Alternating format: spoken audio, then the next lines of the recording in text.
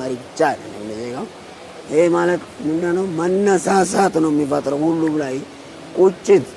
እርግጠኛ ነኝ በጣም ለመቀየር ጊዜ ይወስዳል እንደ ሀገር ተብሎ በሁሉም ጭንቅላት ይሆናል ብዬ የማስበው። አዲስ አበባን አፍርሶ መገንባት ከባድ ነገር ነበር የሚባለው። ከባድ በቃ አፍርሶ መገንባት ነው፣ ግን ያለምንም ኩሽታ ማለት ነው። አሁን አዲስ አበባ ነው።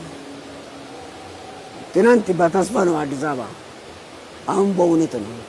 አሁን በእውነት ማለት እና እርግጠኛ ነኝ በየትኛው ዓለም መሪ ቢመጣ እንደ ሀገር አናፍርበትም። የትኛው ቦታ በሺዎች ቦታዎች መጎብኘት ይችላሉ ማለት ነው። እና ይሄ ለእኛ እንደ አፋር አዲስ አርብቶ አደር ነን። ከተማነት እንደ አዲስ ኪትቤት ለምንጀምር ማለት ነው። እንደ ሌት ካሜራ አድቫንቴጅ ማለት ነው።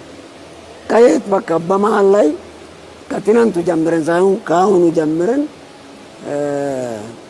መቀላቀል እንደምንችል ነው ለኛ ትልቅ ተስፋ ነው። የጀመርናቸው ስራዎች አሉ።